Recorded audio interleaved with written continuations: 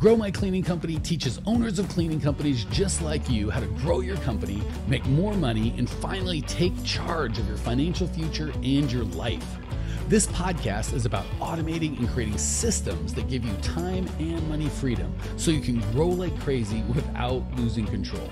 Since this is totally free, if you're getting tons of value, want to support us and make sure that you get more of the good stuff, subscribe, rate, and review to this podcast today. Now, on to the show. Hey, Cleaning Nation. I am so excited to be with you today. We are going to talk about growth hacks for your cleaning company. Before I discovered these hacks, I struggled for years and years and years, over a decade, trying to build a company that didn't require me to work all the time, worry about payroll, get held hostage by my employees, all that sort of stuff. And today we're going to talk about exactly how to make sure you avoid that. And once I figured these out, this was the key to my first, second, third, fourth, all that multi-million-dollar companies. Can't wait to share them with you. If you are getting massive value from the show, subscribe, rate, review, refer a friend, bring the love so we can keep on putting time and money and effort into putting out amazing content for you guys. All right, let's dive into how you can use some hacks to grow your cleaning company, give you more time and money freedom. Let's do it. So I don't know about you, but if you're anything like me, when you started your cleaning company or early stages in your cleaning company, maybe you wanted to show yourself and your family and maybe your external family, maybe your in-laws, that you could be successful, right? For me, I remember when I started, I just wanted to show the world I could be successful, right? I was raised by an amazing mom who raised me on a steady stream of, you can't make any money, you can't be successful without a college degree, but then I didn't have any money to go to college. So I had a lot of mess going on. And you guys right now, take a minute and think, is that me? Is that something you can relate with in terms of, man, I've got some, kind of mental things that killed me. So for me, that really held me back, but it also fueled me, right? Because I wanted to prove to my family that I could be successful even without a college degree. And really, if I was being honest with myself, I wanted to prove to myself I could be successful. I remember one of the first and last jobs I ever had, I was 21, 22, and I had a pretty good job actually selling cars with guys that were older, smarter, made more money, all that sort of good stuff. And I remember they kept telling me, these are old guys that have been in the business forever, and they were saying stuff like, oh, I don't have any skills and it sucks. And, being an old car guy is the worst. So they're just kind of complaining about their life. And when I decided to go start my business or buy a business, I told them, and I thought they'd be super excited. Like, oh my gosh, you're getting free. You're young. You can still do it. And it was so crazy. They're all like, are you stupid? You're leaving the best job you've ever had. What kind of crazy person would do that? So they all complained about the job that they had. But then when I told them I was going to go get a different job or a better job, they told me it was ridiculous. Right. So I had a lot of, and I don't know about you guys, if you have things to prove, right? I remember my first Service Master rep, the guy that was paid to help me grow my business, supposedly, when I told him I wanted to build $1 million company, laughed at me. And it was just like, that's crazy. And I don't know about you guys. I would love to hear your feedback if that's something that you guys deal with. Again, I don't know about you. I tried going to the chamber. I tried working harder at the Chamber of Commerce, by the way, Toastmasters, trade shows, advertising, money mailers, right? Every leadership course out there, whatever I thought I needed to do, I could do it. And I just couldn't figure out a way to crack the code without these hacks. And so I want to share today. It made me crazy to see other people kind of supposedly, it seemed like they just succeeded with ease while I struggled so daggum hard. And the reason I share all this stuff is a lot of you see me, 25 years, 600 and some podcasts into this thing going, yeah, Mike's got it. You might see me the way I perceive those other guys. I want to let you know that wasn't the case, right? It definitely took specific mindsets and systems to be able to get the result that I wanted. And I want to make sure that you guys can feel confident and go, man, I can go faster. I can make this done. I can get this done quicker if I just kind of listen to people that have done it. So I don't want you to think that I've got some sort of magic pill that y'all don't have. And if you just do the things that successful people do, you'll do. So let's dive in and talk about this. So I think the first thing that really got me was I started realizing, probably not early enough, and I want you guys to realize it now, that's why I'm bringing it up, that so much of what the world taught me about building a business was just completely flat out wrong. Everyone on the marketing side, the aforementioned, money mailers or advertising or whatever, they all had their own kind of perspective or thing that they're trying to sell. And they felt like that was what made it work. So instead of giving me the real truth that I want to give you today, they were trying to sell me on their thing. And their thing might have been good, but it was typically, the problem was a piece of the puzzle, not the answer, right? Like, we do Facebook ads and we like them, but Facebook ads aren't, no matter what the guy's selling you courses on how to do Facebook ads, Facebook ads aren't the difference between you being successful and unsuccessful, right? They might be a piece of that puzzle, but they're not the whole, they're not the puzzle. And I want to make sure that you guys have the puzzle. Everyone on the hiring side, that was another thing. I'd read all these leadership books and all this stuff on how to build a team and culture, and they certainly helped, but they didn't understand that the cleaning business was and is a very different animal from all the other businesses that they were kind of talking about, right? So a lot of the things they talked about just didn't make sense. And eventually it was so bad, I sold my cleaning company. I had a very profitable little cleaning company that I just built with being kind of dumb and not knowing what I was doing and hard work. But because, so it was successful on paper, but it was not successful in my life. And I don't know about you guys, I was getting calls at, midnight from people. I lost the key, the alarm's going off, someone didn't show up, all that sort of stuff. And I sold what could have been and would have been an amazing business just because I didn't know the things that I want to share with you right now. So the beautiful thing is, once I got out of the cleaning business, and again, I sold it because I didn't really know what I had, it gave me some perspective. And I found things in kind of the rest of the world that Alexis on the chats, our cleaning company is killing it after the clean profit method. So proud of you, Alexis. Once I got out of the cleaning business, it gave me some perspective, and I was able to find things that kind of would from other parts of the world that would work in the cleaning business, or more importantly, how to modify the things that I learned outside of the cleaning business, inside of the cleaning business. Like all the hiring stuff, it wasn't that it was bad advice or wouldn't work at all. It was that it needed to be modified for the cleaning business, right? And I went from this is a big shift, by the way, if you're writing stuff down. Someone had mentioned that in the chat, they're trying to write stuff down. I went from trying to get all this free advice from YouTube and salespeople and kind of the world at large. And I love my mother-in-law, but she does this all the time.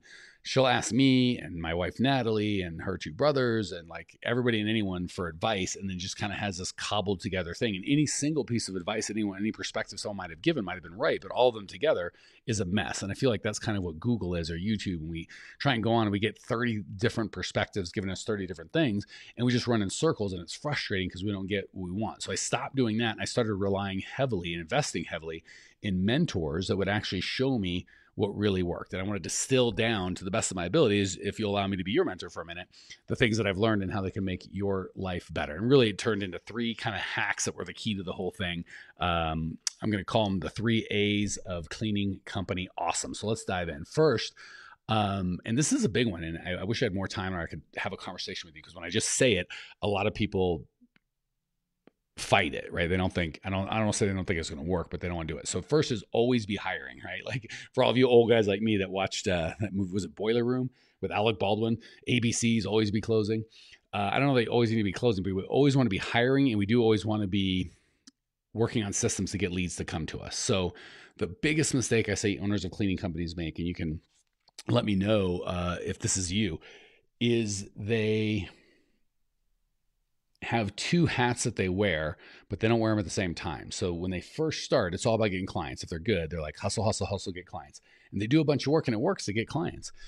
And then they get to the point where their dance card is full. They're cleaning and they're doing everything themselves. And a lot of people stop right there. Or they'll try and hire, but they can't do both. They'll find if they start hiring, they lose focus on getting new clients, and clients leave and they can't refill them. Or they hire when they need, right? Like, oh, I need a guy or I need a gal, so I'll hire one person, hope that they're going to be the savior of the whole world here. And then if and when that guy or gal doesn't work out or leaves, or they're not a good fit, or whatever the case, or they can't handle the 80 hours of work you put on them because they showed up. Then we start hiring another person. But the problem is we should have started hiring a second person way before. It's a process that takes time. And after going through that 2 or 3 times, we just give up, right? We're like, oh, I tried hiring and it didn't work, right? Or our process will just be so broken, right? We'll talk about that in a second. So the first thing is you want to always be hiring and selling, right? As opposed to the kind of natural native feeling, which is when I need somebody, then I'll hire someone. you're already too late, right? I don't know if it's true or not, but like, oh, if you're thirsty, you're already dehydrated. You should have drank. I don't know if that's true or not, but if you need to hire someone, you're already too late. You should have started a long time ago. So the only way, because the cleaning business is so unpredictable and that people quit in bunches. They don't call, they don't show, they get sick, COVID, all sorts of stuff happens because it's so sporadic. We never know when we're going to need someone. So waiting till we need someone, knowing that if we wait till we need someone, we're 3 weeks late, the only way to be, kind of ready is just to always be hiring. Right. So, and I know, trust me, I've talked to you guys. I know that those of you out there are going, but you don't understand. What if I throw an interview and I don't have enough spots? I'm going to get dragged out and hung by my thumbs. It's never happened. Don't worry about it. They don't even know why you didn't hire them. And who knows, by the time you go there, you'll probably need someone anyway. So, again, in the 9 weeks, we unpack all the reasons why and how you need to always be hiring. At this point, just trust me, right? Just so you want to have systems as opposed to running back and forth between, oh my gosh, I got to hire. And then we get some people and then we're like, oh no, I forgot about getting clients. Now I need clients to keep all these people busy. Then we run back to the hiring or the getting clients, and then the team kind of fails and we get some clients and like, oh crap, now there's nobody here and we just go back and forth. And I've seen people waste decades of their life going back and forth or just giving up on hiring, right? I'll just do it myself, right? So the key is you've got to always be selling and always be hiring, right? Don't let the fear of not offering someone a job or not having a job right today keep you from having to clean the accounts yourself or not be able to grow, right? It's a big, big deal. So number one, the first A of the 3 A's of cleaning company awesome is always be hiring and selling. Number two, and this is kind of ties in number one, is automate your hiring and selling. So another reason people don't hire all the time is it's painful, right? The system and process they use isn't good, right? They hate hiring because the system sucks. The beautiful is you can create a scalable system. Usually it sucks because it depends on you. And if it depends on you, it's not scalable, right? So you can't hire. It's 10 times as much work to hire 10 people in a week is to hire one. So if you need 10 people, but you can't do that much work, you're stuck. So you need to make sure you have a system that's scalable. And as opposed to chasing a bunch of crap applicants that aren't the right person, where you put out it, because one of two things will happen. One, we won't do any advertising. Like, oh, I talked to my friends or my buddies or whatever. We're only trying to hire in our circle, which isn't scalable. And then we get dependent on them because they know that that's all we have, right?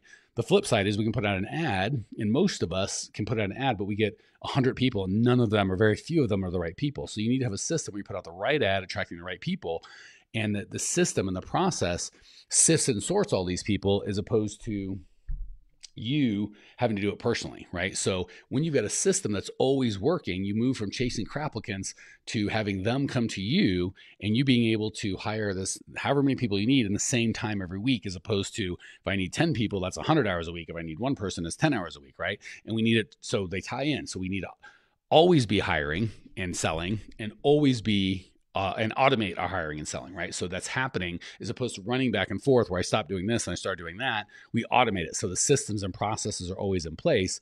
And even if I kind of forget about it, they still move forward. So the key to this is attraction, right? Don't chase, attract. Have it scalable. So you do the same work whether you need 10 people or 100 people, whether it's customers or applicants. Number one is always be hiring and attracting clients. Number two is automate that system, right? So you don't have to do it. If it depends on you, you're stuck. Because if it depends on you to get customers, well, you're getting customers, who's getting employees? If it depends on you to hire and train and keep good employees, when you're doing that, who's getting customers? You need the systems doing it all the time, and then you run the system. So the systems do the work, you run the systems. All right. So number one, always be hiring and selling. Number two, automate your hiring and selling. And number three, add value before you ask. That's a big one. Or ask second, add value first. So many of us, and I've been guilty of this for years, and I wish I could get every one of you and talk to you personally and shake you. I'm so guilty of how can I make money? How can I grow my business? We're all about us. The problem is we're all about us, but our customers aren't all about us. They have the same conversation in their mind we're having. How can I get my dreams to come true? How can I move my life forward? How can I do what I want? So when we both come with our desire for, they're saying, how can I make my life better? And we're going, how can I grow my business?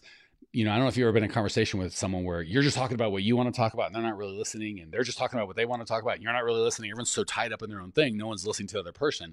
Oftentimes that's what our marketing is, right? We're like, I just did a live event for our Next Level members, and we pulled up a couple of websites that I went through, and they're all, not actually one of them, I think Christina out there had the great website, but most of the people is all about them, right? Like had their company name and it had, we've been in business for this and we are doing this for our clients and we want this and we like that. And we don't like this. And then after all that, there's an about us page and everything's us, right? The problem is they didn't come to your website to check on how you're doing or what's going on in your life. They had a problem they wanted to solve and they came to your website to see if you can help them, right? So when they go to a bunch of websites, you and your competitors, to try and see if you can help them with their problem, and all of you and your competitors ask, right, before you add value, it doesn't work, right? So you want to add value before you ask. This podcast, I spent 20 or 30 minutes preparing for it. We're going to take 20 or 30 minutes recording it. We're going to pay someone to edit. We do all sorts of work and spend lots and lots of money to give as much value to you guys, Clean Nation, as an option before we ask for any money, right? There's nowhere on our website or any of these podcasts we ask. And guess what? At the end of this, I'm going to give an offer to give you more value. We're for no money. So we're going to try and give lots and lots of massive value. And then at the very end, we don't even ask people to buy from us. We just give so much value. Lots of people show up and go, man, would you help me more? And then we can say, sure. And we explain the programs that we have, even though we're not asking for anything. So we got to move from how can I add value to my community? And first of all, you got to know who your community is, by the way. At that same event this last week, I asked one of the guys who his target market was, and he really didn't know. And I'm like, well, how can you add value to the people if you don't know who the people are? So you've got to be crystal clear on whose lives you're trying to improve. So we got to move out of I clean stuff and I get money, and I clean more stuff, I get more money. We got to move away from that to whose lives am I trying to change, right? And how can I best change their lives? And we're going to focus on that. So we first and foremost have to know whose lives we're going to change. That has nothing to do with cleaning. Second of all, we're like, how can I add value to their lives before I ask them for money? And if you give them enough value before you ask for money, they'll come to you and ask if they can give you money, right? So we're going to turn around as opposed to asking for crap on our website, on our advertisements, buy this, give me money, sign up, call now for a free estimate. These are all asks. Move that to how can I give value, right? So when it comes to employees, like we were talking about attracting employees, it means talking about their pain, not about how good your company is, right? One of the first things we do in any of our clients, we help them set up their employee attraction system as we overhaul their hiring ad, because it's always about we're a fast growing company, we offer this, we're the best, we. Nobody cares about that. And we transition it to you. Are you the hardest working person you know? Are you someone that values this and loves that? That alone is going to help they give value, right? We talk about them, what they want is going to get the right people to show up. When it comes to customers, it's really finding out how you can serve them first as opposed to asking them to do something for you. So just a couple ideas. You could do a lunch and learn, buy them lunch and try and educate them on anything. Like, what do I educate them on? I don't know. Find out what's important to them. This is a lunch and learn right here, minus the lunch. I guess it's just a learn, and it's just a and learn, right? It's a mic and learn. Find it. And if you're like, I'm not confident speaking on that, well, then hire a speaker to come in or hire one of them to promote to the others. But you can give value by just getting them together and listening to their problems and buying them lunch. You can give them a free or discounted clean. It's a great way to give value and show the value, how you can help their life without, any risk on their part. You can just reach out and give them a 5-star review. That's a great way of just, hey, I gave you a 5-star review on Yelp and on Facebook and on Google. Is there anywhere else I could give you a 5-star review? Just that is giving value. That guy's going to go, oh my gosh, that was so nice. Is there anything I can do for you? And you go, I don't know if there is, but I'd be happy to come in and look at your situation, see if there's a way I can make your life better, right? You could refer them a customer. You could invite them to be on your podcast. You're like, I don't have a podcast. Start a podcast. That's a great way to give value to your clients. Find out what they want and see if you can help them through a podcast and have them on the podcast. There's lots and lots of ways. We have helped hundreds of owners of cleaning companies not only make much more money, but get so much more time freedom. And here's the important one, guys, gals, love their business again, right? And they love their business because they move from begging and chasing to serving and consulting. So the 3 A's to cleaning company awesome is you always got to be attracting. I should have started with attracting. It's another A. Always be attracting clients and employees. Automate your employee and client attraction system and add value before you ask for anything, right? If you do that, again, not only will these systems and shifts allow you to have more money than ever, you're actually going to feel like you're doing what you're put on this earth to do, right? So many of us as entrepreneurs get caught up and stuck in the day-to-day minutia and just the garbage that's going on because we're not serving, we're not automating that. So these 3 shifts, these 3 hacks will help free you from all that sort of stuff. So guys, gals, if this is scratching where you itch and you're like, I need this in my life and I need it more than in a 20-minute thing, the next bit of value that we can offer for you is a absolutely complimentary scale session with our team. We have coaches on staff that are just here to help you get clear on where you're at and where you want to be and what the delta is, and help you put together a plan to do that. And let me tell you, after we give that value, sometimes our programs and processes are absolutely the absolute best things you can do, and we'll tell you that. And sometimes it's not, and we'll tell you that, right? But these are really for owners of cleaning companies or people just starting. It's not really as much where you are in your business, it's your commitment level. If you're committed to scale quickly and have you in charge of your business and your business not in charge of you, and you're committed to systems and processes over just working harder, a scale session could absolutely be for you. Like I said, we'll take a look at where you are on pricing, on your client attraction systems. And if you don't have one, now we know where you're at. Hiring and staffing systems, right? And even if you have a system you don't like that's all relying on you doing it, it's still a system. It's just the wrong system. We'll get you clear, more importantly, on what's working, what's not working, and identify where the opportunities are, right? All that will allow us to get crystal clear on the number one obstacle that's been holding you back. All that will allow us to map out a 3-step action plan so you can have more fun, bring more value to the world, help more people, make more money, and do it all a lot more quickly. You'll get to leave the session feeling clear, confident, relaxed, and excited about scaling your cleaning company, and maybe fall in love with your cleaning company again. So if that is you and you're like, yes, 1,000 times yes, I need help and I want someone to help me get that clarity, just go to growmycleaningcompany.com/talk. There will be a good-looking, qualified, amazing human being there ready to serve. This is what we do all day, every day. We've helped tens of thousands of owners of cleaning companies through the podcast, and hundreds, if not thousands, directly with our services. And we would love to help you get clarity on what you want. So hopefully the 3 A's have helped you transform. If you're like, I need more, go to growmycleaningcompany.com/talk. We'll give you the one-on-one attention that you deserve. And hopefully at some point I'll be able to coach you myself. Appreciate each and every one of you. Talk soon.